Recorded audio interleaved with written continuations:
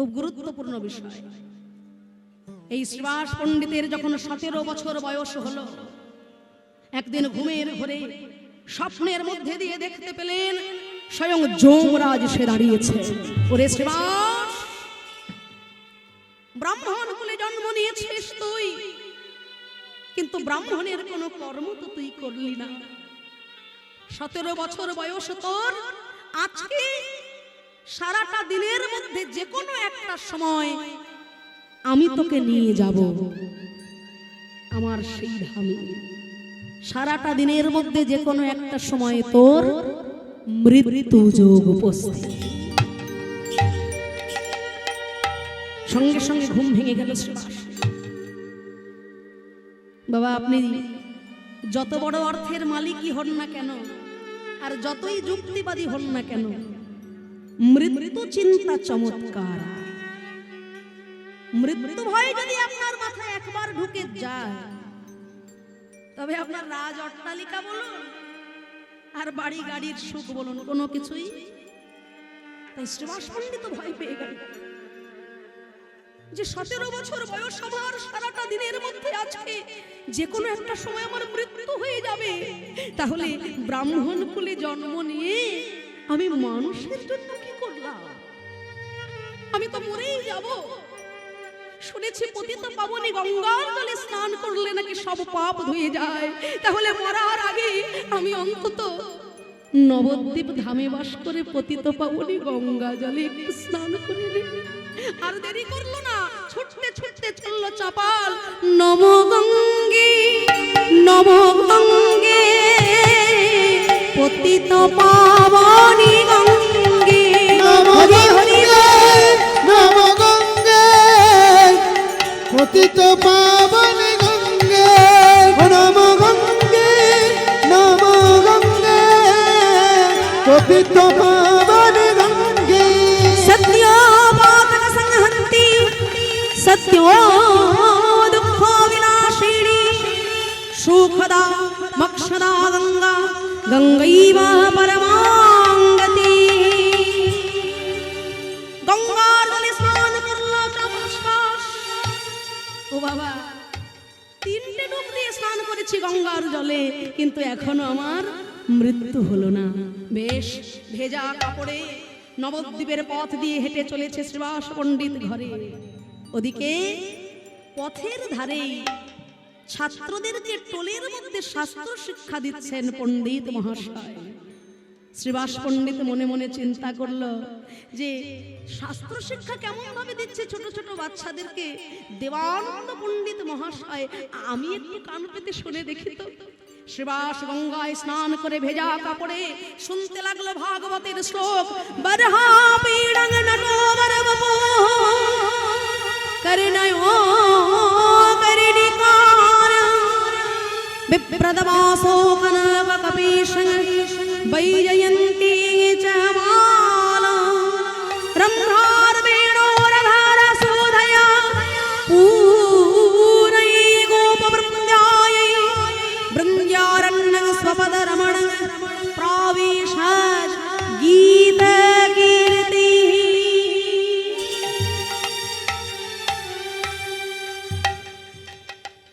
ভক্তমণ্ডলী, ভক্তিমতী মায়েরা, জায়গাটা গুরুত্বপূর্ণ বিষয়। একটা উঁচু বারান্দার উপরে দাঁড়িয়ে শ্রীবাস শুনছিল ভাগবতের শ্লোক। আর ভাগবতের শ্লোক শুনতে শুনতে শ্রীবাস পণ্ডিত ওই উঁচু বারান্দাটা থেকে মাটিতে পড়ে অচৈতন্য হয়ে গেল। দেবানন্দ পণ্ডিত ভয় পেয়ে গেলেন, রেখে রে, এই ছেলেটা কোথা থেকে এইভাবে ভেজা কাপড়ে মাটিতে অচেতন হয়ে গেল? ওরে ওর মুখে তোরা একটু জলের ছিটা দিয়ে দে। বাবা, কে তুমি? ওঠো, কথা বলো, কে তুমি? ধীরে ধীরে চৈতন্য ফিরে পেল শ্রীবাস পণ্ডিত। কেঁদে কেঁদে বলে, ওগো পণ্ডিত মহাশয়, আজ অচৈতন্য হবার কালে আমি কি দেখলাম জানো? ধর্মরাজ যমরাজ এসে দাঁড়িয়েছে আমার সম্মুখে। যমরাজ বলছেন, ওরে শ্রীবাস, আজকে এই মুহূর্তেই ছিল তোর মৃত্যুর যোগ। তোকে আমি নিয়ে যেতাম আমার সেই, কিন্তু গঙ্গার জলে স্নান করে ভাগবতের শ্লোক শুনছিস তুই, তাই তো আমি তোকে নিয়ে যেতে পারলাম না। আর নিয়ে যেতে পারলাম না বলেই ওই উঁচু বারান্দাটা থেকে একটা ধাক্কা দিয়ে আমি তোকে জানিয়ে দিলাম যে আমি এসেছি।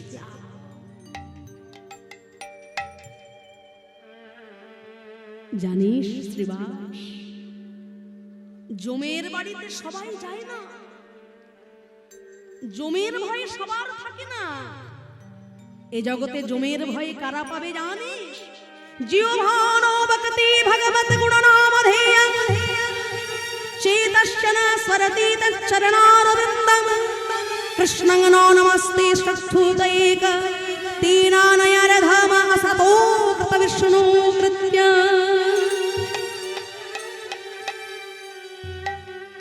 এটা যমরাজের মুখের শ্লোক। জিহ্বা নবক্তি ভগবত গুণনামধেয়ং, যার জীব দিনের শেষে একবার হা গোবিন্দ দয়া করো বলে ডাকে, সেই নরাধম চলে যাবে আমার যমরাজ। চেতশ্চন স্মরতি তচ্চরণারবিন্দং, যার চিত্ত দিনের শেষে একবার হরি বলে কৃষ্ণ বলে কাঁদে না, সেই নরাধম যাবে যমালয়ে। আর কে যাবে না? কৃষ্ণং নমস্তে সচ্ছিরা এক, যার শির, যার মাথাটা বড় বড় পয়সাওয়ালা বাবুদেরকে দেখলে সব সময় নয়, দাদা ও দাদা ভালো আছেন তো? হ্যাঁ ভালো আছে। কেন ভালো আছে জানছিল জানেন না? আমি যদি একটু বিপদে পড়ি ওই বড় লোক বাবুর কাছে গেলে একটু সাহায্য পাওয়া যায়, কিন্তু জানো বাবা, মানুষ দিলে কখনো কুলোয় না, আর আমার গোবিন্দ যদি কাউকে দেন কখনো তা ফুরোয় না। তাই ওই জাগতিক বাবুর পায়ে মাথাটা না নুইয়ে এই বাবুকে যিনি বাবু বানিয়েছেন সেই বাবুর পায়ে মাথাটা নুন। কৃষ্ণং নমস্তে সচ্ছিদতি তেনানয়ারধম असतो कृत विष्णु कृत्य। এই তিন ধরনের ব্যক্তি যাবে যমালয়ে।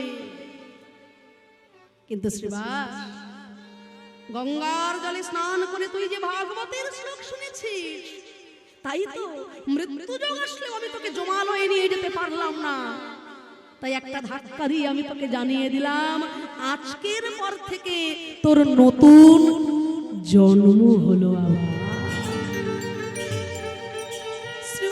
পণ্ডিত মনে মনে চিন্তা করে, আজকে আমি তো মরেই যাচ্ছিলাম, এই হরি নামের মধ্যে দিয়ে যখন আমার জীবনে পেলাম, আজ থেকে বিষয়ে বাসনায় আগুন দিয়ে সকল কিছু তুচ্ছ জ্ঞান করে আমি হরি হরি বলবো, হরি হরি নয়ন জলে বুক ভাসায়ে, হরি হরি বলবো, নয়ন জলে বুক ভাসায়ে, আমার বিষয়ে বাসনায় আগুন দিয়ে নয়ন জলে বুক ভাসায়ে, হরি হরি বাসনায় আগুন দিয়ে আগুন দিয়ে হরি হরি বলবো, বাসনায় আগুন দিয়ে হরি হরি বলবো, আমি হরি হরি বলবো। সেই দিন থেকে শ্রীবাস পণ্ডিত এমন ভক্ত হলেন যার বাড়িতে ছেলের মৃত্যু হয়ে গেল তবু মরা ছেলেকে ঢেকে রেখে মহাপ্রভুর সঙ্গে দুটি বাহু তুলে তিনি হরি সংকীর্তনে নেচেছিলেন।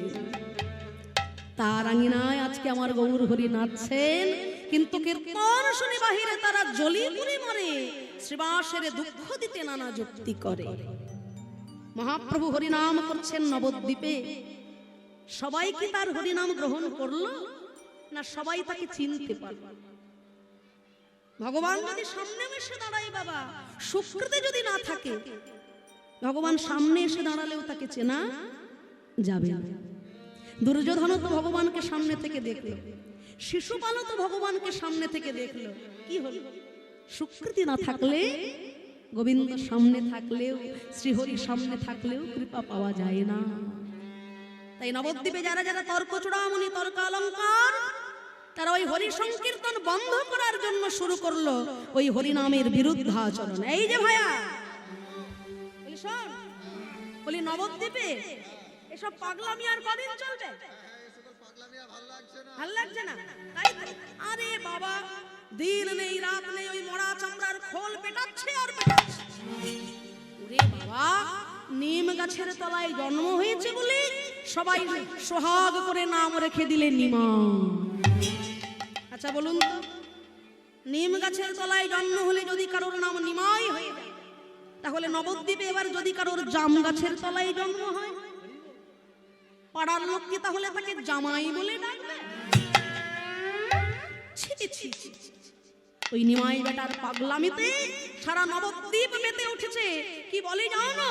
মুচি হয়ে শুচি হয় যদি কৃষ্ণ ভজে, যদি কৃষ্ণ ভজে, আর ব্রাহ্মণ হয়ে চণ্ডাল হয় যদি কৃষ্ণ ত্যাগে, যদি কৃষ্ণ ত্যাগে।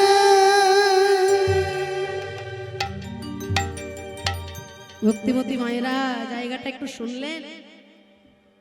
তখনকার দিনে গোড়া ব্রাহ্মণ সমাজ যখন এত নিয়ম, এত আইন, সেই সময়ে দাঁড়িয়ে মহাপ্রভু এত বড় কথাটা বলেছিলেন, মুচি হয়েও শুচি হয় যদি কৃষ্ণ ভজে, আর ব্রাহ্মণ হয়েও চণ্ডাল হয় যদি কৃষ্ণ ত্যাজে। আমি ব্রাহ্মণের সন্তান, পাড়ার লোকে সব সময় আমাকে ভক্তি করে, প্রণাম করে, হ্যাঁ, আমি বর্ণশ্রেষ্ঠ বলে সবাই আমাকে সম্মান করে, অথচ আমার কাজটা কি? না সারাদিন মদ খেয়ে নর্দমার ধারে উল্টে পড়ে আছি। আমি বর্ণশ্রেষ্ঠ? আমার থেকে অধিক পূজনীয় সেই ব্যক্তিটি যিনি মুচির ঘরে জন্ম নিয়েও দিনের শেষে হা গোবিন্দ তোমার হলাম বলে নয়ন জলে ভাসতে পারে। ব্রাহ্মণকে মহাপ্রভু পূজ্য আসনে রেখেছেন, ব্রাহ্মণকে ভগবান পূজ্য আসনে রেখেছেন। তার প্রমাণ চান? ভগবানের প্রণাম মন্ত্রটা বলে দেখুন। নমো ব্রহ্মণ্য দেবায় গো ব্রাহ্মণ হিতায়। গোমাতা এবং ব্রাহ্মণ ভগবানের খুব প্রিয়। জগদ্ধিতায় কৃষ্ণায় গোবিন্দায়। কিন্তু কোন ব্রাহ্মণ, এটা আমাকে জানতে হবে, জায়গাটা পরিষ্কার করতে হবে। যে ব্রাহ্মণ সারাদিন ধরে নর্দমার ধারে মাতাল হয়ে উল্টে পড়ে আছে সে ব্রাহ্মণ কিন্তু নয়। যে ব্রাহ্মণের মুখে নিয়মিত বেদ মন্ত্র উচ্চারিত হবে, বেদ মন্ত্র উচ্চারিত না হলেও দিনের শেষে যে ব্রাহ্মণ অন্তত গায়ত্রী মন্ত্রটা জপ করতে ভুলবে না। একজন ব্রাহ্মণের কাঁধে যে পইতে থাকে তাতে কটা সুতো থাকে গো বাবারা? বাবারা বলতে পারবেন, যদিও এখানে মায়েদের সংখ্যা বেশি, 9টি। দেখুন মায়েরা বলে দিয়েছে। তাই যে পইতেতে 9টি সুতো, 9টি সুতোরও বিশেষ গুণ আছে। শ্রীমদ্ ভাগবত বলছে, সম দম তপ শৌচ ক্ষান্তি আর্জবমেব জ্ঞানম বিজ্ঞানম আস্তিক্যম ব্রহ্মধর্ম স্বভাবচ। এই 9টি গুণ যার মধ্যে একত্রে বিদ্যমান। সম মানে অন্তরিন্দ্রিয়কে সংযম করা, দম মানে বহিরিন্দ্রিয়কে সংযম করা, তপ তপস্যা, ক্ষান্তি ক্ষমা করা, আর্জবমেব সরলতা, জ্ঞানম শাস্ত্র জ্ঞান, বিজ্ঞানম শাস্ত্রের অতীত জ্ঞান, আস্তিক্যম মানে বিশ্বাস রাখা। এই 9টি গুণ যে ব্রাহ্মণের মধ্যে কিঞ্চিত রূপেও বিরাজ করবেন তিনি হলেন ভগবানের কাছে শ্রেষ্ঠ আসনধারী।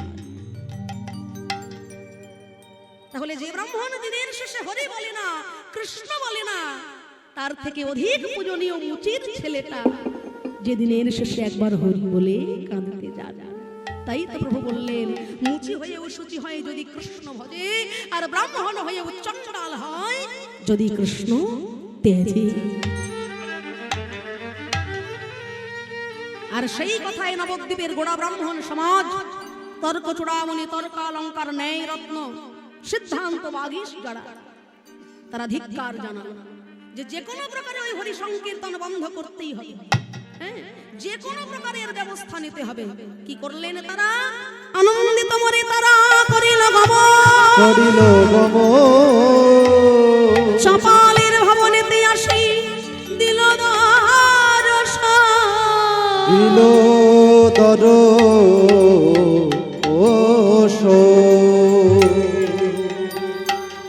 চাপাল গোপাল তখন মা জগৎ জননী ভবানী পূজায় ব্যস্ত। তিনি হলেন কালী ভক্ত, তাই কালী সাধনায়, কালী ভজনায় ব্যস্ত হয়ে রয়েছে চাপাল গোপাল। আর এমন সময় এসেছেন ব্রাহ্মণ সমাজ, আর চাপাল গোপাল প্রাণ ভরে গাইছে, কালী ছাড়া মোর জীবনে কি আর আছে না,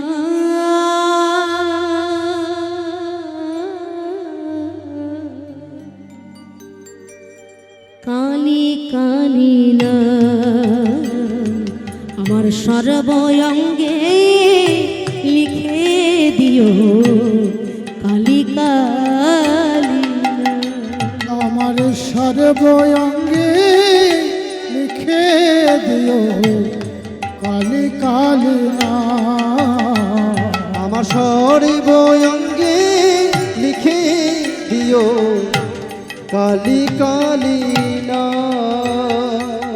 ওগো যেদিন আমি জন্মেছিলাম মামা বলে ডেকেছিলাম, যেদিন আমি জন্মেছিলাম মামা বলে দেখেছিলাম, এইবারে অন্তিম কালে কালী বলে, অন্তিম কালে কালী, ওগো মহা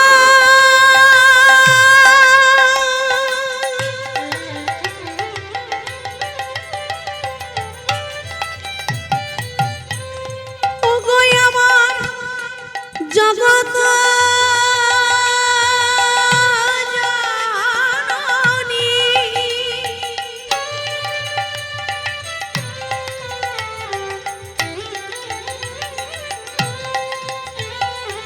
ওগো মা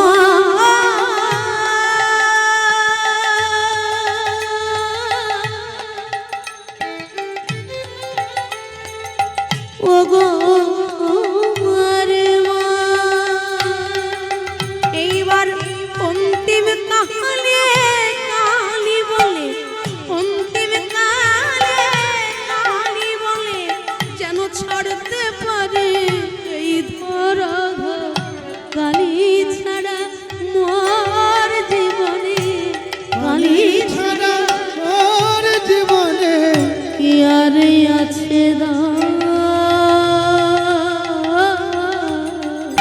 কালী কালী না আমার সর্বঙ্গে লিখে দিও, কালী কালী না আমার সর্বঙ্গে লিখে দিও, কালী কালী না।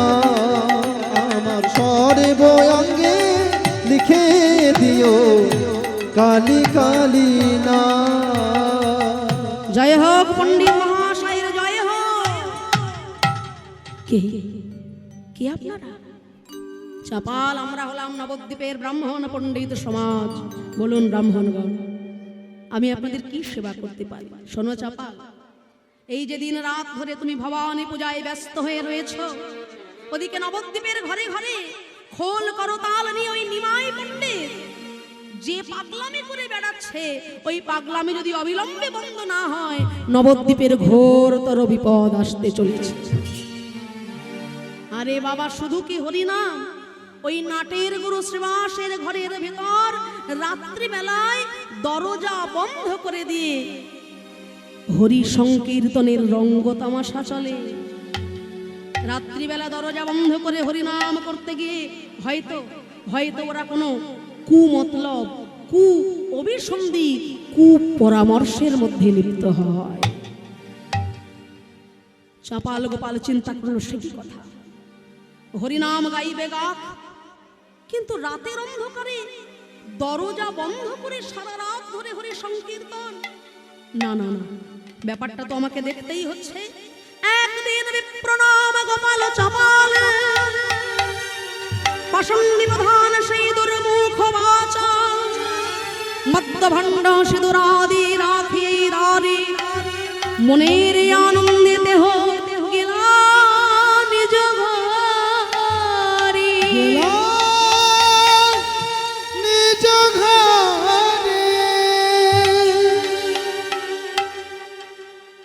চাপাল গোপাল মদের হাড়া, রক্ত চন্দন, জবার মালা ইত্যাদি ইত্যাদি ভবানী পূজার সামগ্রী নিয়ে ছুটে চললেন শ্রীবাস অঙ্গনের দিকে ঘোর রজনীতে হরি সংকীর্তনের প্রতিবিধান করতে।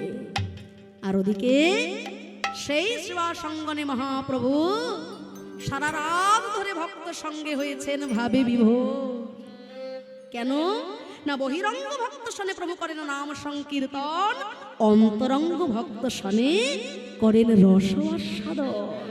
তাই তো ঘরের দরজা বন্ধ করে প্রভু আমার বাহু তুলে বলছে, বলো তো ভক্তগণ, ভজ শ্রী কৃষ্ণ, কহ শ্রী কৃষ্ণ, লহ শ্রী কৃষ্ণের নাম রে। ভজ শ্রী কৃষ্ণ, কহ শ্রী কৃষ্ণ, লহ শ্রী কৃষ্ণের নাম রে। যে জন শ্রীকৃষ্ণ ভাবে সে হয় আমার প্রাণ রে। যে জন শ্রী কৃষ্ণ ভজে সে হয় আমার প্রাণ রে। শ্রীবাস পণ্ডিত বলছে, গৌর হরি, তুমি তো আমাদের বলছো কৃষ্ণ বলতে, কিন্তু আমরা জানি এখন দরজা বন্ধ, কেউ শুনছে না। আমি তো জানি সেই বৃন্দাবনের রাধা কৃষ্ণের যুগল তনু আমার গৌর হরি। তাই আমি যদি কৃষ্ণ বলি আমার একজনকে ডাকা হয়, আর আমি যদি গৌর বলি তাহলে রাধা কৃষ্ণ দুজনকেই আমার একসঙ্গে ডাকা হয়ে যায়। তাই আমি কি বলবো জানো গৌর হরি, আমি কি বলবো জানো, শোনো, ভজ গৌরাঙ্গ, কহ গৌরাঙ্গ, লহ গৌরাঙ্গের নাম রে। ভজ গৌরাঙ্গ, কহ গৌরাঙ্গ, লহ গৌরাঙ্গের নাম রে। কি গো মায়েরা, আপনারা বলছেন তো মনে মনে? না মনে মনে বললে হবে না, একটু জোর গলায় বলতে হবে। আমি একবার বলবো, আপনারা একবার বলবেন, দেখি কত জোর গলায় বলতে পারেন। বুঝতেই পারছি ঠান্ডা লেগেছে, কিন্তু আমার একারই গলা ধরেছে, আপনারও ধরেছে নাকি? একটু জোর গলায় প্রাণ ভরে সবাই করতালি দিয়ে আর দুটো ওপর দিকে তুলি। ভজ গৌরাঙ্গ, কহ গৌরাঙ্গ, লহ গৌরাঙ্গের নাম রে।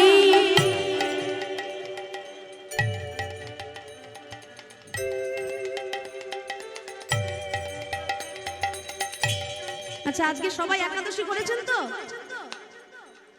হ্যাঁ বলছি, একাদশী করেননি?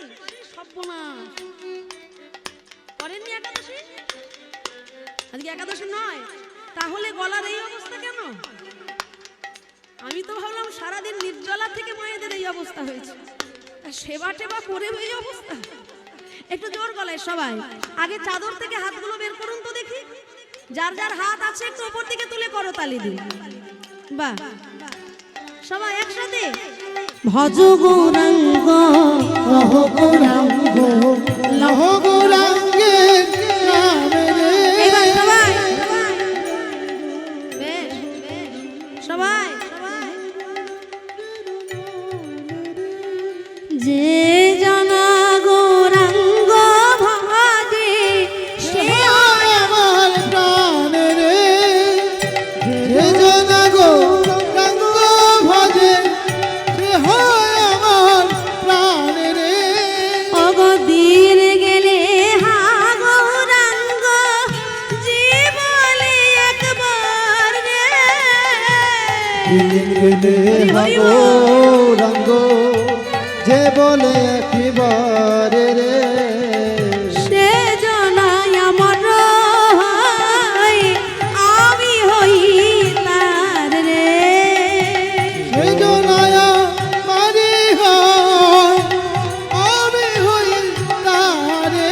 তোমরা ভজ গৌরাঙ্গ গৌরাঙ্গ তাই গৌর হরি গৌর ধনি হরি ধনি। নাম রে, ভজ গৌরাঙ্গ কহ গৌরাঙ্গ লহ গৌরাঙ্গের নাম রে অগ যে জানা গৌরাঙ্গ ভজে সে হয় আমার হরি প্রাণ রে, গৌরাঙ্গ ভজে সে হয় আমার প্রাণ রে, যে জন গৌরাঙ্গ ভজে সে হয় আমার প্রাণ রে, যে জন গৌরাঙ্গ ভজে সে হয় আমার প্রাণ রে। তোমরা ভজ গৌরাঙ্গ কহ গৌরাঙ্গ লহ গৌরাঙ্গের নাম। নাম রে, ভজ গৌরাঙ্গ কহ গৌরাঙ্গ লহ গৌরাঙ্গের নাম রে শিবাসঙ্গনে মহাপ্রভু ভক্ত সঙ্গে করেছেন হরি সংকীর্তন।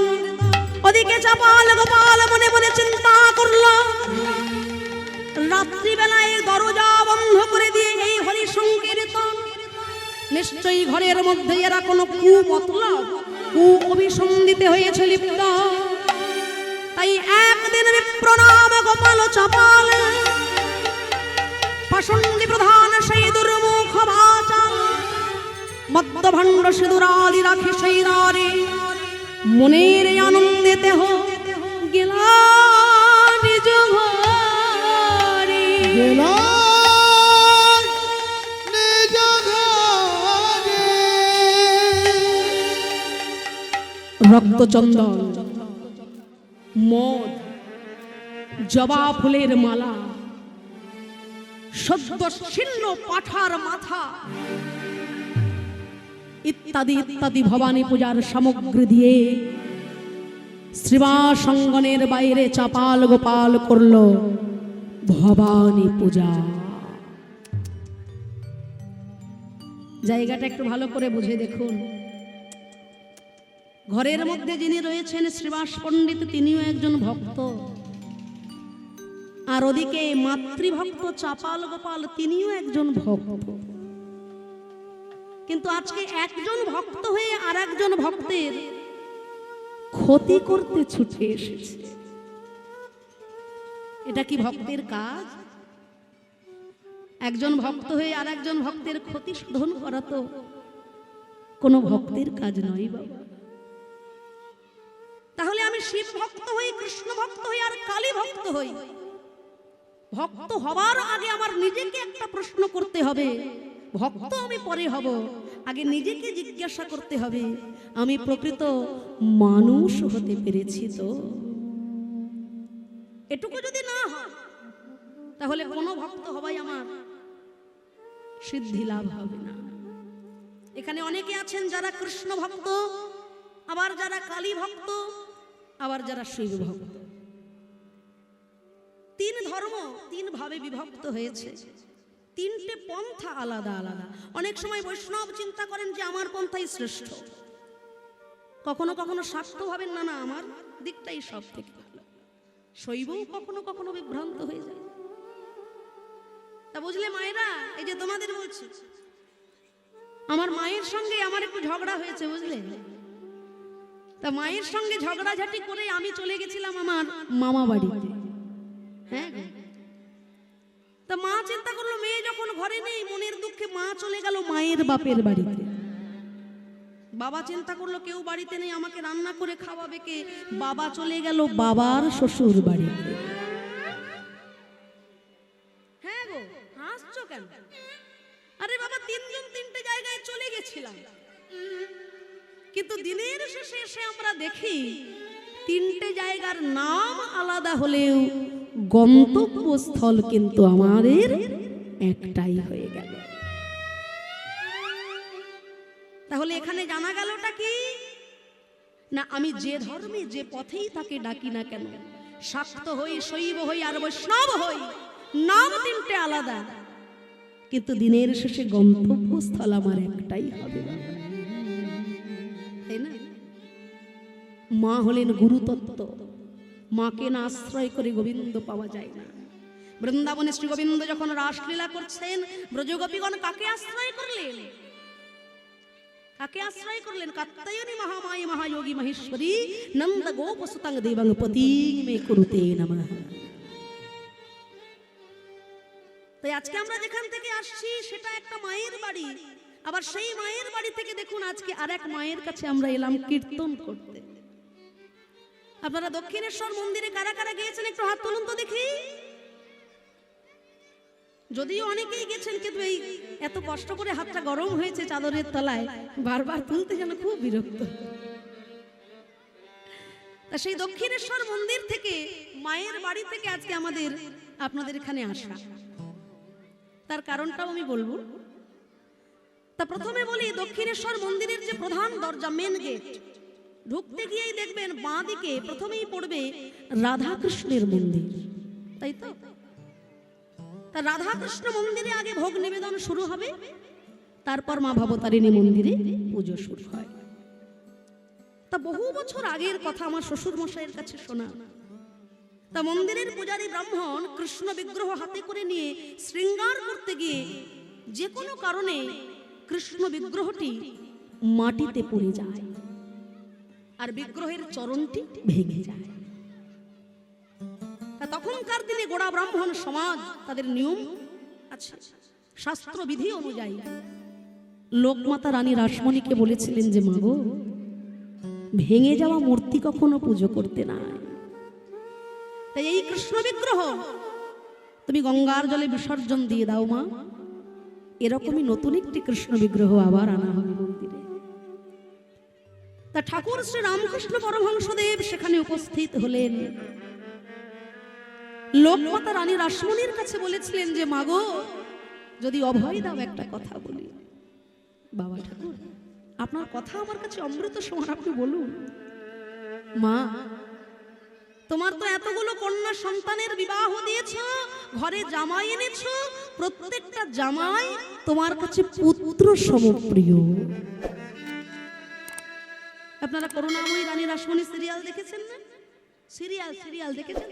দেখবেন, সিরিয়াল দেখবেন, আর যাই হয়ে যাক না কেন সিরিয়াল কিন্তু দেখা বন্ধ করবেন না, তাতেও হাসি। সিরিয়াল কিন্তু দেখবেন, একটা মেয়ের যে কটা বিয়ে হতে পারে, শাশুড়িরও যে আবার 4 বার বিয়ে হয়, এগুলো সিরিয়াল না দেখলে জানা যায় না কি? তাই তো, সবকিছুরই প্রয়োজন আছে মা, কিন্তু যেগুলো ভালো ভালো জিনিস, এই যে রানী রাসমণি সিরিয়ালটা, কত কিছু আমরা জানতে পারলাম। অবশ্যই এই ভালো জিনিসগুলো দেখবেন, শুধু শাশুড়ি আর বউয়ের ঝগড়া দেখলে হবে, এগুলোও দেখতে হবে। তা তখন ঠাকুর শ্রী রামকৃষ্ণ পরমহংসদেব বলেছিলেন মা গো, তোমার জামাইদেরকে তো তুমি ছেলের মতো ভালোবাসো, তা এতগুলো জামাইয়ের মধ্যে যদি তোমার একটা জামাইয়ের কোনোদিন পা ভেঙে যায়, ওই জামাইটাকে কি তুমি গঙ্গার জলে ফেলে দেবে মা? সে কি কথা বাবা, জামাই আমার ছেলে, তার পা ভেঙে গেলে আমি চেষ্টা করব কলকাতার সব থেকে বড় ডাক্তার কবিরাজকে দিয়ে তাকে সুস্থ করে আমার ঘরে আনা। মাগো, ঠিক সেই রকম ওই যে কৃষ্ণ বিগ্রহ মূর্তি রূপে নয়, সন্তান স্নেহে ওর দিকে একবার তাকিয়ে দেখো। ওই কৃষ্ণ যদি তোমার সন্তান হতো, তুমি তো তাকে জলে ফেলে দিতে পারতে না মা। তুমি কি পারতে তাকে ফেলে দিতে? রানীমা স্তম্ভিত হয়ে গেলেন। তিনি বললেন যে যেভাবেই হোক এই কৃষ্ণ বিগ্রহ জোড়া লাগিয়ে দিতে হবে বাবা। যেখানে ভক্তির উৎস, যেখানে ভক্তির সূত্রপাত, সেখানে সকল যুক্তির হয়ে যায় অবসান। ঠাকুর শ্রী রামকৃষ্ণ পরমহংসদেব নিজে হাতে ওই ভেঙে যাওয়া কৃষ্ণ বিগ্রহের চরণটি জোড়া লাগিয়ে দিয়েছিলেন। আর ভক্তমণ্ডলী ভক্তিবতী মায়েরা এখনো পর্যন্ত আজও পর্যন্ত দক্ষিণেশ্বর মন্দিরে সেই ভেঙে যাওয়া কৃষ্ণ বিগ্রহটি সাদরে পূজিত হয়ে আসছে। আর সেই ঠাকুর বাড়ি থেকে ঠাকুর শ্রী রামকৃষ্ণ পরমহংসদেবের পঞ্চম বংশের জ্যেষ্ঠ পুত্রবধূ হবার সৌভাগ্য হয়েছে আমার মা বাবার আশীর্বাদ। আমার শ্বশুর মশাই ঠাকুর শ্রী রামকৃষ্ণ পরমহংসদেবের চতুর্থ বংশধর ছিলেন। দীর্ঘ 50 বছর ধরে দক্ষিণেশ্বর মন্দিরে মা ভবতারিণীর সেবা করেছিলেন তিনি। আর তার পরবর্তী জেনারেশন আমার স্বামী সোমনাথ চট্টোপাধ্যায়, তিনিও তার ভবতারিণী মায়ের সেবার সঙ্গে নিজেকে নিযুক্ত রেখেছেন। তাই এই কৃতিত্ব আমার নয়, এই কৃতিত্ব আমার মা বাবার আশীর্বাদ এবং আপনাদের মতো ভক্তের আশীর্বাদ। তাই মূল বক্তব্য হলো এটাই, আমি শৈব হই, শাক্ত হই, বৈষ্ণব হই, যে পন্থাতেই তাকে ডাকি না কেন, প্রকৃত কথা এটাই, ভক্ত হবার আগে নিজেকে প্রশ্ন করো ভাই, আমি প্রকৃত মানুষ হতে পেরেছি তো? আর প্রকৃত মানুষ যদি হব তাহলে আমার মূল মন্ত্র কি? বহুরূপে সম্মুখে তোমার, ছাড়ি কোথা খুঁজেছ ঈশ্বর, জীবে প্রেম করে যেই জন, সেই জন সেবিছে ঈশ্বর। এই চাপাল গোপাল ওই শ্রীবাস পণ্ডিতকে যন্ত্রণা দেওয়ার জন্য মদের হাড়া, রক্তচন্দন, জবার মালা, সদ্য ছিন্ন পাঠার মাথা দিয়ে করলো ভবতারিণী মায়ের পূজা। ধীরে ধীরে যেই না প্রভাত হয়েছে, মহাপ্রভু বেরোবেন হরি সংকীর্তনে, চাপাল গোপাল চলে গেছেন ততক্ষণে শ্রীবাস পণ্ডিত যেই না ধীরে ধীরে ঘরের দরজাটি খুলেছে, দরজা খোলার সঙ্গে সঙ্গে দেখলো ঘরের দুয়ারে মদ্যভণ্ড সিঁদুর তখন দেখিতে পাইল, দেখিতে পাইল, নয়ন জলে ভাসি চাপাল কাঁদিতে লাগিল, কাঁদিতে লাগিল। ও গো মহাপ্রভু,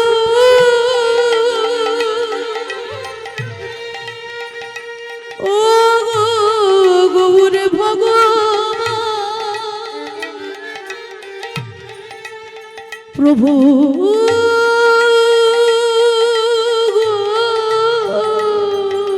প্রভু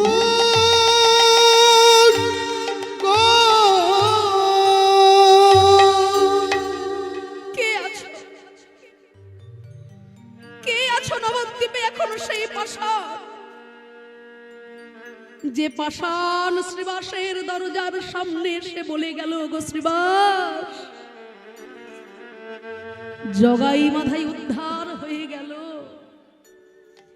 মলয় চাঁদ কাজে উদ্ধার হয়ে গেল, কিন্তু নবদ্বীপে একটা পাষণ্ড এখনো উদ্ধার হতে বাকি রয়ে গেল শ্রীবাস। তাই তুমি তোমার ঘরেই তো বিরাজ করে প্রেমের ঠাকুর চৈতন্য মহাপ্রভু। তুমি তোমার গৌর হরিকে বলো যে গো গৌর হরি, নবদ্বীপের সকল পাষাণ উদ্ধার হলেও এখনো একটা পাষাণ উদ্ধার হতে বাকি রয়েছে, অবিলম্বে তিনি যেন আমাকে উদ্ধার করেন শ্রীবাস। তুমি তাকে বলবো। দেখুন, এই হলো বৈষ্ণবের বিচার। সে পরের দোষ কখনো দেখেনি। উত্তম হইয়া আপনাকে মানে তৃণাধম, দুই প্রকারে সহিষ্ণুতা করে বৃক্ষ সম। বৃক্ষ যেমন কাটিলেহ কিছু না বলয়, শুকায়া মইলেহ কবু জল না মাগয়। যে যাহা চায় তারে দেয় আপন ধন, ঘর্মবৃষ্টি সহে আনরে করয়ে রক্ষণ। উত্তম হইয়া বৈষ্ণব হবে নিরভিমান, জীবে সম্মান দিবে জানি কৃষ্ণ অধিষ্ঠান। তিনি পরের দোষ দেখলেন না, তিনি নিজেকে ধিক্কার দিলেন যে এখনো নবদ্বীপে নিশ্চয়ই কোনো পাষাণ উদ্ধার হতে বাকি রয়ে গেছে। তাই তো সে পাঠার মাথা রক্ত চন্দন আর মদ আমার ঘরের সামনে দিয়ে জানালো গো শ্রীবাস, তোমারই আগে নাই পতিত উদ্ধারকারী চৈতন্য মহাপ্রভু বিরাজ করছে, তুমি তাকে বলো অবিলম্বে তিনি যেন আমাকে উদ্ধার করে। অন্তর্যামী গৌর হরি আমার অন্তরে অন্তরে সবই বুঝতে পারলেন, কিন্তু বেশি দিনে গেল না, 3 দিনের মধ্যেই দেখা গেল বৈষ্ণব চরণে অপরাধের কি ফল হতে পারে। 3 দিন মহিষে নাম গোপাল চাপাল, সর্বাঙ্গে হইল পীড়া কাটে নিরন্তর, অসহ্য বেদনা দুঃখে জলয়ে অন্ত, জলয়ে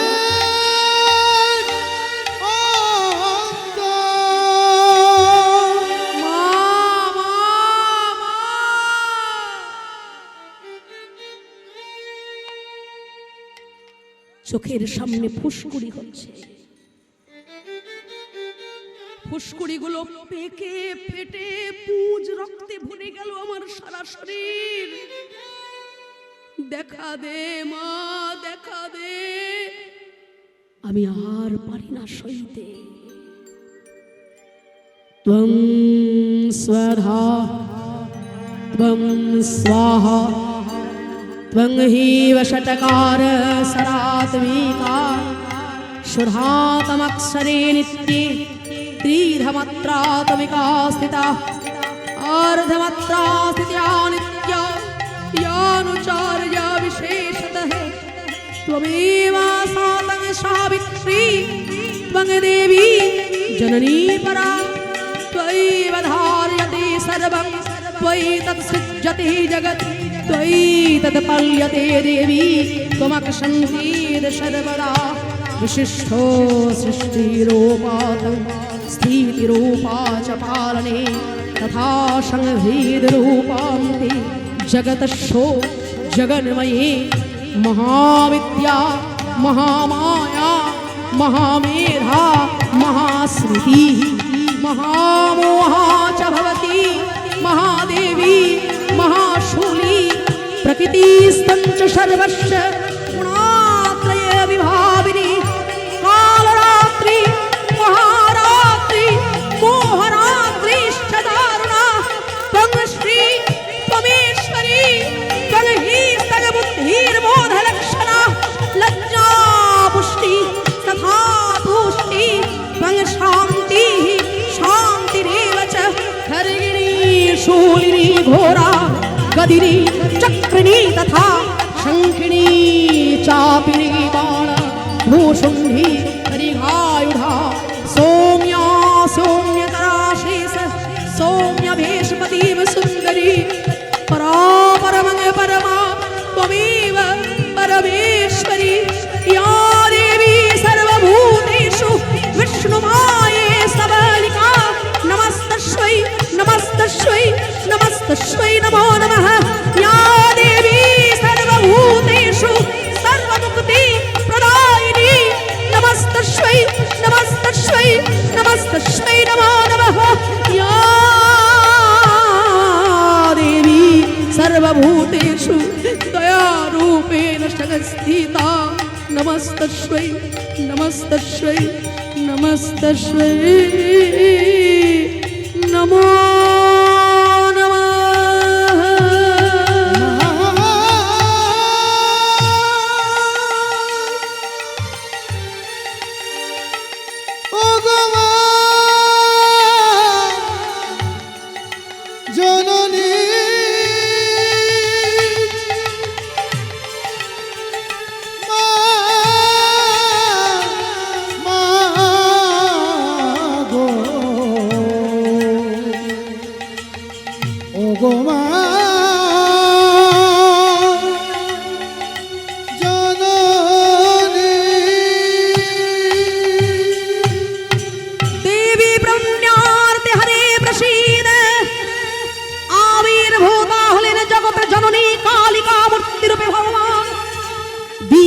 একে হলো আলোক শিখা উজ্জ্বলিত, ভক্তের কণ্ঠে বাজল শঙ্খধ্বনি উলুধ্বনি জয়ধ্বনি কলর।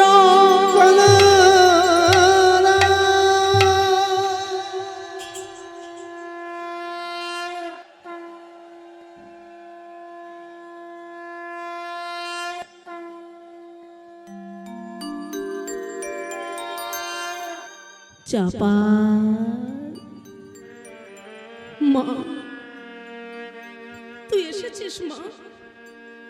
এই দেখ না, সারাটা শরীরে কি জ্বালা, কি যন্ত্রণা, আমি যে আর সইতে পারি না মা, আমি যে আর সইতে পারি না। চাপা, তোর সারা গায়ে হয়েছে বৈষ্ণব অপরাধের ফল। বৈষ্ণবের চরণে যদি হয় অপরাধ, কোটি জন্ম ভজনেতেও সে পড়ে যায় মা। কিন্তু মা, তুই তো জগৎ জননী, তুই কি পারিস না ছেলের ভুল, ছেলের অপরাধ ক্ষমা করে দিতে? চাপা, আমার স্বামী স্বয়ং ভোলা মহেশ্বর মহাবৈষ্ণব, প্রভুর ভজনের তরে তিনি লোক সমাজে নয় শ্মশানে মশানে ছাই মেখে ঘুরে বেড়ান। আর হেন বৈষ্ণবের ধরনী হয়ে, স্ত্রী হয়ে আমি কি কখনো পারি কোনো বৈষ্ণব অপরাধীকে ক্ষমা করে দিতে? তাই ক্ষমা আমি তোকে করতে পারবো না, তবে একটা পরামর্শ দিতে পারি। তুই শ্রীবাস পণ্ডিতের পায়ে ধর, সর্বসৎ গুণ হয় বৈষ্ণব শরীরে, কৃষ্ণ ভক্তে কৃষ্ণের গুণ সকলই সঞ্চার।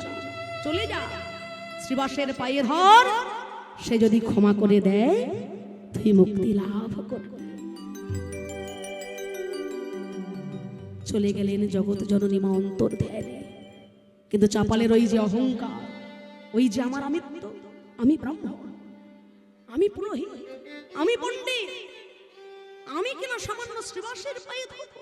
কখনো না, কখনো হবে না। কিন্তু আমি যার নড়তেও পারছি না, আমার সারাটা শরীর যেন জ্বলে পুড়ে ছাই হয়ে যাচ্ছে, আমার যে শক্তি ক্ষমতাই হারিয়ে যাচ্ছে।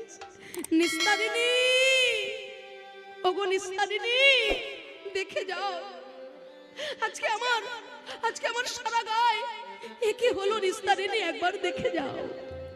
স্বামী গো, তুমি যদি কোনোদিনও কোনো পুণ্য অর্জন করে থাকো, আমি অর্ধাঙ্গিনী হয়ে ঘরে বসে তোমার পুণ্যের অর্ধেকটা ভাগ পেয়েছি। কিন্তু তুমি যে পাপ করেছো, সেই পাপের ভাগীদার যেন আমায় করো না স্বামী।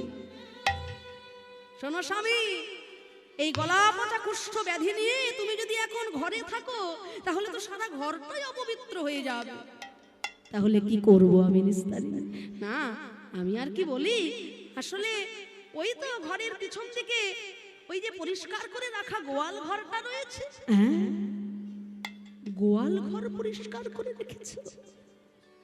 বাহ নিস্তারিণী, বাহ, প্রকৃত অর্ধাঙ্গিনী তুমি, ভালো শিক্ষা দিলে আমার। এই তো সংসার, এই তো সংসার রে মন, আহা দারুণ সংসারে। এসব চরিত্র দেখিয়া আমার পরাণে লাগিছে দারুণ সংসারে, এসব চরিত্র দেখিয়া পরাণে লাগিছে কলিকাল সাপের সুতিয়া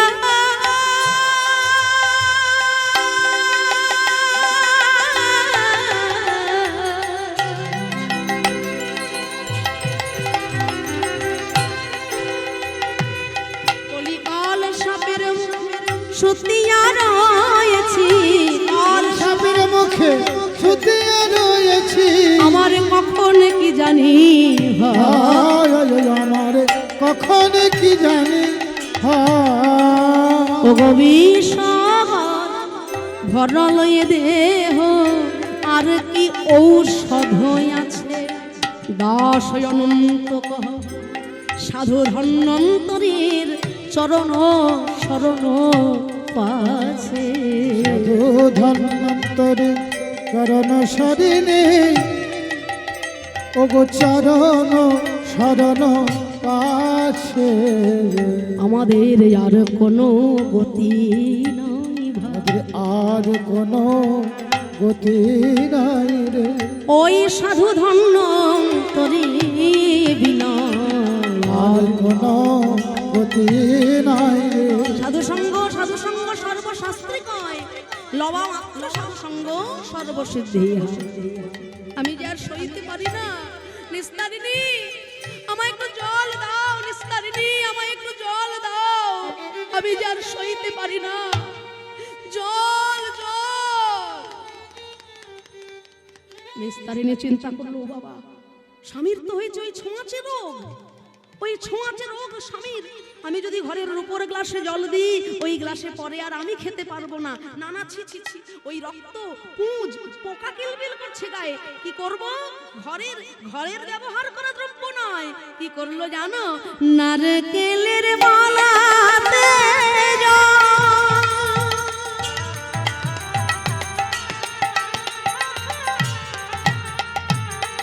আজ মাটিতে রাখিল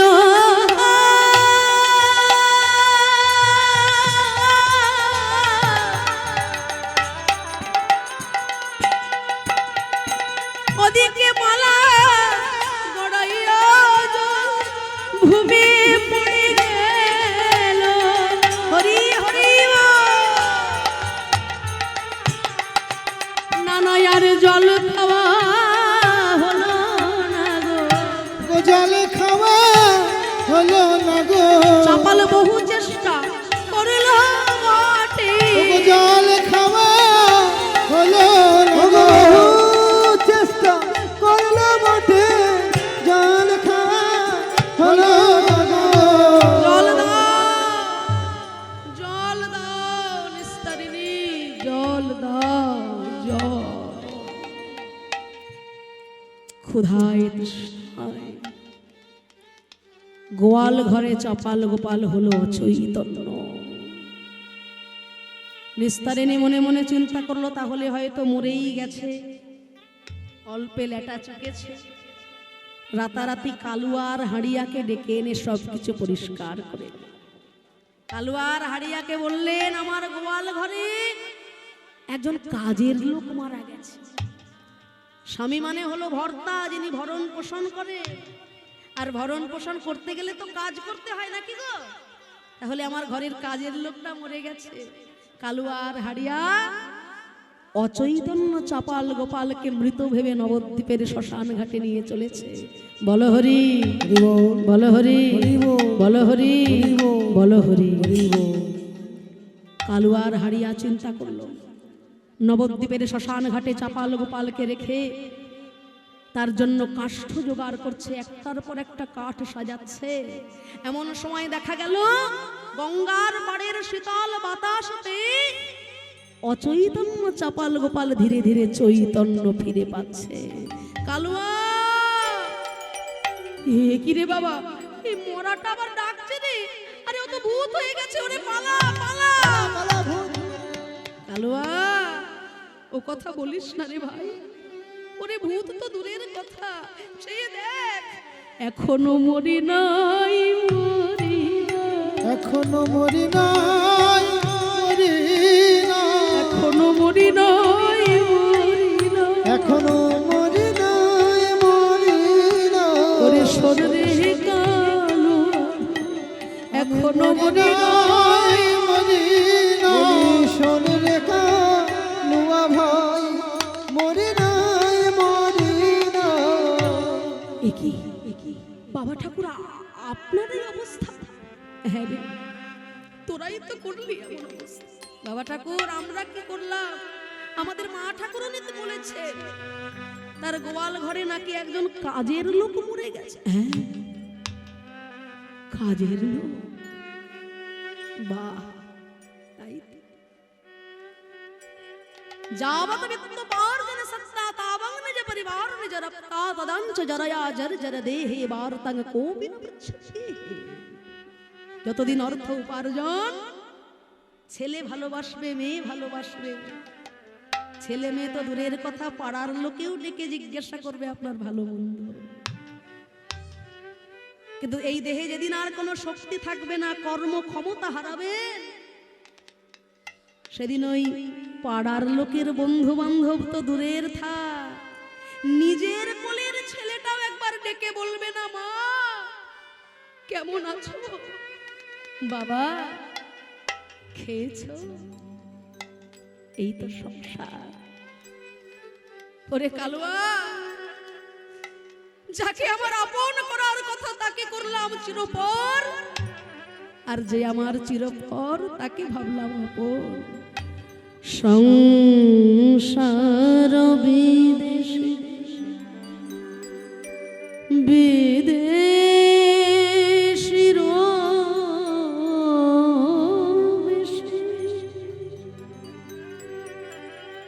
ভ্রম কেন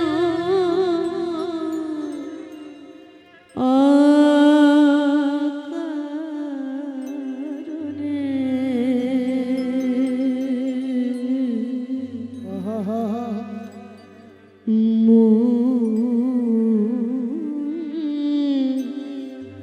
চলো নিজ নিকেত,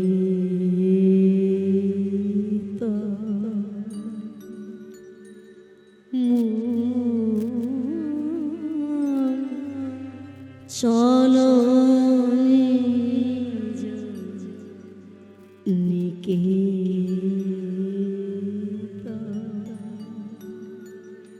রে হারিয়া, যখন জীবনের ভুল আমি বুঝতে পারলাম, তখন দেখি সময়ের বেলা আর না। তোরা যদি আমায় ভালোই বাসিস, এই গঙ্গার পাড়ে একটা ছোট্ট কুড়ে ঘর করে দে, ওই ঘরে আমি আর যাব না, আমি এইখানেই কাটাবো জীবন। গঙ্গার পাড়ে বৃক্ষতলে রহিত বসিয়া একদিন বলে কিছু প্রভুরে দেখিয়া। নিতাই গৌরাঙ্গকে যখন গঙ্গার পাড়ে দেখলেন, তাড়াতাড়ি করে চাপাল গোপাল জড়িয়ে ধরলো চরণ। ওগো নিতাই গৌর, গ্রাম্য সম্পর্কে আমি তোমাদের মামা হই, আমায় উদ্ধার করো, এই জ্বালা হতে আমায় মুক্ত করো। মহাপ্রভু বললেন, আরে পাপী ভক্ত দেশী, তোরে নাই উদ্ধারিব, আমি কোটি জন্ম এই মাতে তোরে কিরায় খাওয়াইব।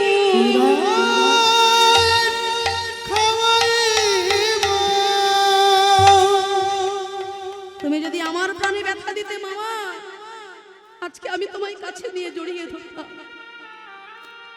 কিন্তু ব্যথা দিয়েছ আমার ভক্তের প্রাণে। আর এমন ভক্ত সে,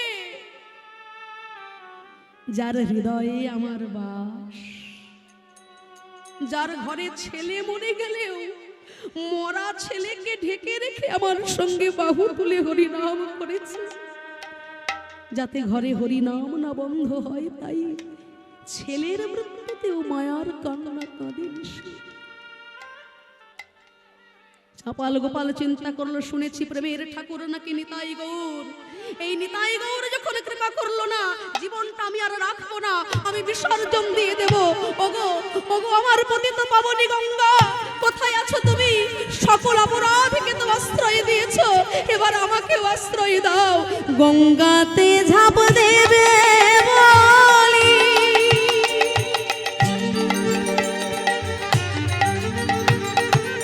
ছুটিয়া চলিল,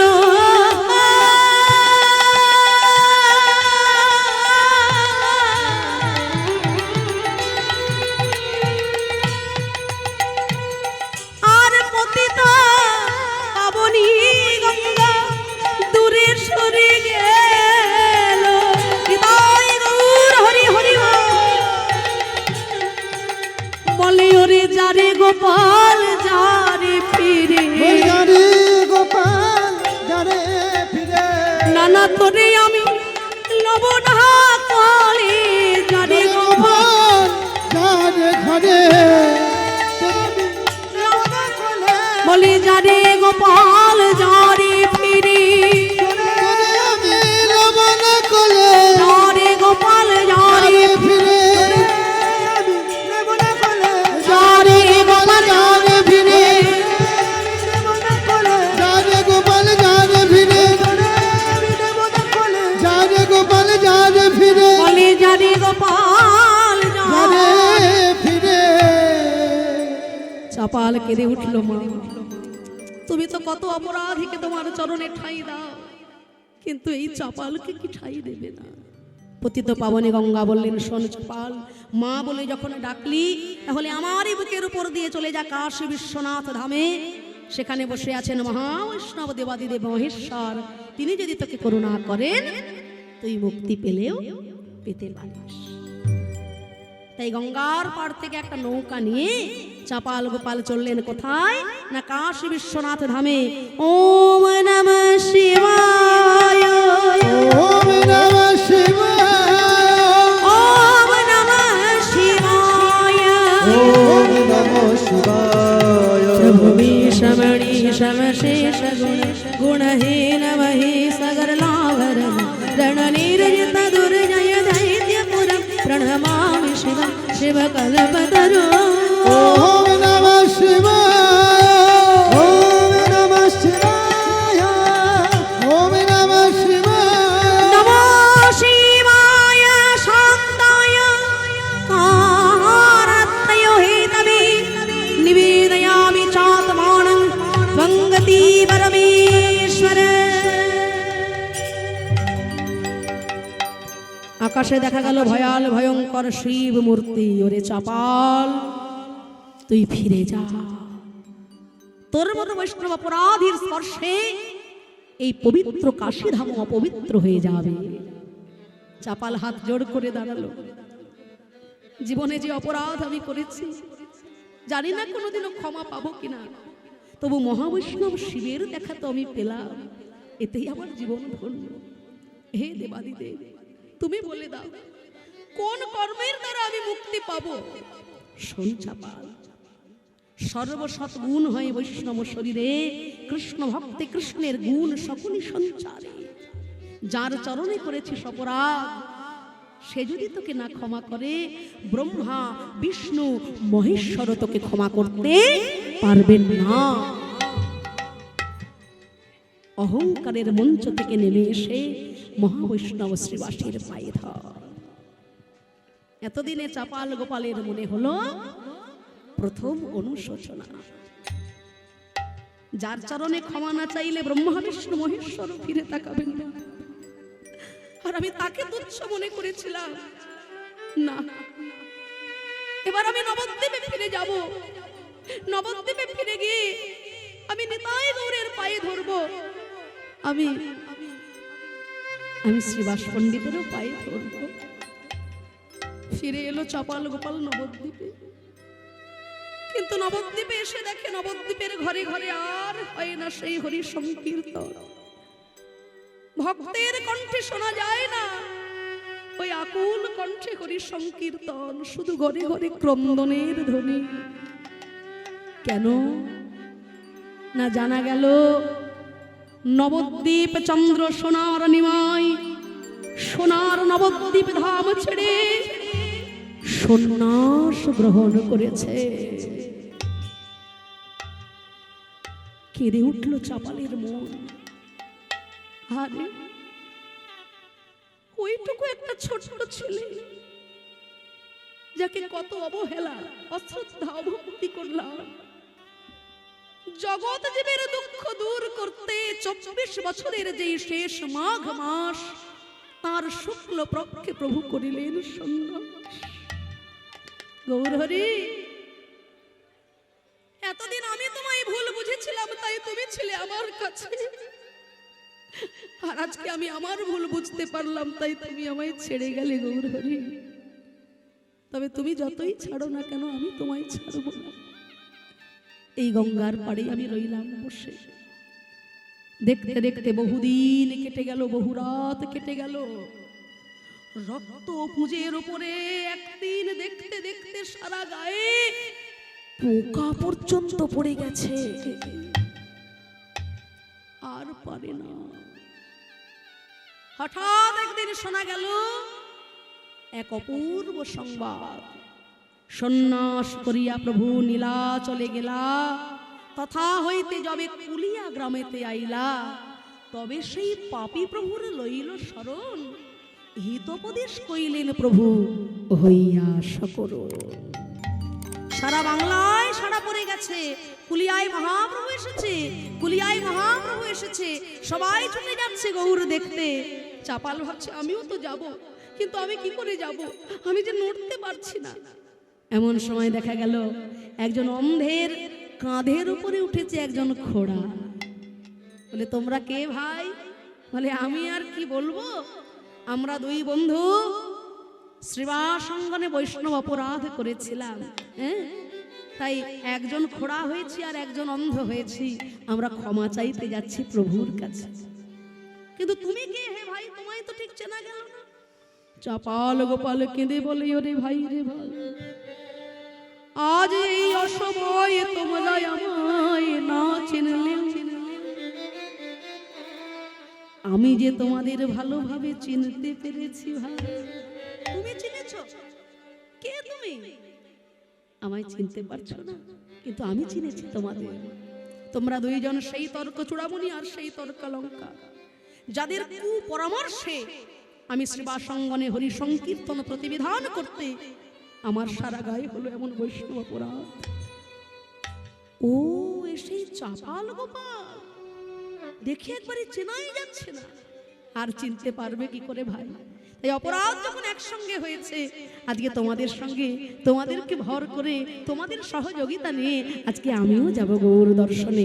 এবার তিনজন যাইয়া পড়ে গৌর চরণে, হরি হরি গৌর চরণে, তিনজন যাইয়া পড়ে গৌর চরণে, তিনজন যাইয়া পড়ে গৌর চরণে, বলে প্রভু ক্ষমা করো এ তিন অধমে, বলে প্রভু ক্ষমা করো এ তিন অধমে, আর যেন ভুলি না, আর যেন ভুলি না, প্রভু তোমার রাঙা চরণ আর যেন ভুলি না। প্রভু তোমার রাঙা চরণ আর যেন ভুলি না। তর্ক চূড়ামণি তর্কালঙ্কার নিতাই গৌরের পায়ে ক্ষমা চাইলেন। নিতাই গৌরের চরণে ক্ষমা চাইতে তারা যেহেতু তাদের কাছে অপরাধী, তারা মুক্তি লাভ করলেন। চাপাল গোপাল চিন্তা করলো আমি যে বৈষ্ণব ওই অপরাধ, তবে বিপ্র লইল আসি শ্রীবাস শরণ, এইবার তার কৃপায় হইল সকল পাপ বিমোচন। মঞ্চা কল্পতরুভ্যশ্চ কৃপা সিন্ধুভ্যঃ এব চ পতিতানাং পাবনেভ্যো বৈষ্ণবেভ্যো নমো নমঃ। সবাই বলছেন পরম বৈষ্ণব শ্রীবাস পণ্ডিত কি, শ্রীবাস পণ্ডিত কি, শ্রীবাস পণ্ডিত কি। মহাপ্রভু ডাক দিলেন, ওগো শ্রীবাস, অপরাধ ভঞ্জনের ঘাটে স্নান করো। এখনো আপনারা যখন কুলিয়া পাটে যাবেন, কুলের পাট অনেকে বলে, কুলিয়া গ্রামে যে অপরাধ ভঞ্জনের ঘাট আছে এখনো, সেই জলে স্নান করেই চাপাল গোপাল তার বৈষ্ণব অপরাধ হতে কুষ্ঠ ব্যাধি হতে মুক্তি লাভ করেছিলেন। আর তখন মহাপ্রভু ডাকলেন, যেই মুখে করিলা তুমি বৈষ্ণব নিন্দ, বৈষ্ণব নিন্দ, আজ সেই মুখে করো তুমি বৈষ্ণব বন্দন। চাপাল গোপাল বৈষ্ণবের বন্দনা গাইছে। বৃন্দাবনবাসী আমার গৌর হরির ভক্ত, বৃন্দাবনবাসী আমার গৌর হরির ভক্ত, সবার চরণ বন্দী হইয়া অনুরক্ত, আমার চরণ বন্দী হইয়া অনুরক্ত, মনের বাসনা পূর্ণ অচিরাতে হয়, মনের বাসনা পূর্ণ অচিরাতে হয়, দেবকী নন্দন দাস এই লোভে হয়। দেবকী নন্দন দাস এই অভিপ্রায়। চাপাল গোপালের নতুন নাম হলো আজকে বৈষ্ণব জগতে দেবকী নন্দন দাস। সেই নাম নিয়ে তিনি বৈষ্ণবের বন্দনা গাইছেন। পিছনে এসে দাঁড়ালো নিস্তারিণী স্বামী, আমি বড় অপরাধী, তোমাকে ঘর থেকে তাড়িয়ে দিয়ে আমি জীবনের ভুল বুঝেছি, তুমি আমায় ক্ষমা করে দাও। চাপাল বললেন, না নিস্তারিণী, কোনোদিনও তোমার ক্ষমা হবে না আমার কাছে।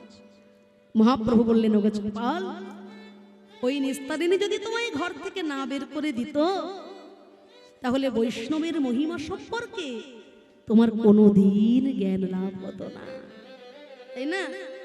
কি গো মা, তাই তো? নিস্তারিণী যদি আদর করে ঘরেই রেখে দিত, সারা জীবন পচে পচে মরতো। কিন্তু বৈষ্ণবের মহিমা চাপাল, কি মায়েরা কি বলেন? ঠিক তো? আপনারা আবার এসব করবেন নাকি বাড়ি বাড়ি? এত হাত তুলছে কেন মায়েরা? আবার না, সারাক্ষণ কীর্তন শুনে মায়েরা ভাবে এইটাই ঠিক। স্বামীকে মহিমা যদি বোঝাতে হয় ঘর থেকে বের করে দেবো নাকি গো?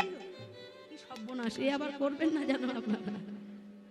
হরি বল, হরি বল। ইহ জগতের স্বামীর কৃপা পেলে জগৎ স্বামীর চরণ মেলে, সে কথা আমার মায়েরা খুব ভালোই জানে নাকি গো? আজ থেকে নয়, বহু বছর ধরে এখানে কীর্তন হচ্ছে। তাই যাই হোক, বৈষ্ণবের মহিমা বোঝানোর জন্য চাপাল গোপালার নিস্তারিণীকে দিয়ে মহাপ্রভু এই লীলা করলেন। তাই তারা আজকে দুইজন যুগল হয়ে নিতাই গৌরীর যুগল চরণ ভজনা করছে। ভক্তমণ্ডলী, ভক্তিমতী মায়েরা, অনেক রাত্রি হয়ে গেল, অনেক কষ্ট দিলাম আপনাদের এই শীতের রাত্রে। আসুন সবাকার হৃদয় মন্দিরে আমরা নিতাই গৌরাঙ্গকে যুগলে রেখে এই মন্দির প্রাঙ্গণে অনন্ত কোটি প্রণাম জানাবো আমার নিতাই গৌর রাধা গোবিন্দের চরণে, জগৎ জননী মায়ের শ্রী চরণে অনন্ত কোটি প্রণাম জানিয়ে গুরু চরণ ভরসা করে আজকের বিষয়বস্তু আমরা মিলনের দিকে যাব। আসুন সকলে মিলে দুটি বাহু তুলে বলবো, জয় গৌর ভক্তবৃন্দ, গৌর যার প্রাণ, জয় গৌর ভক্তবৃন্দ, গৌর যার প্রাণ। সবে মিলে করো আমায় প্রেম ভক্তি দান, সবে মিলে করো আমার প্রেম ভক্তি দান। সংসার সাগর পার ভক্তির সাগরে, সরসঙ্গ পারে ভক্তির সাগরে, যে ডুবিবে সে ধরুবি আমার নিতাই চাঁদে রে। বিবেশে ভজবে আমার নিতাই চাঁদে রে। সবাই মিলিয়ে বলো ভাই, সবাই মিলে বলো ভাই, নিতাই গৌরাঙ্গ জয়, সবাই মিলিয়ে বলো ভাই, গৌরাঙ্গ জয়, সবাই মিলে বলো ভাই।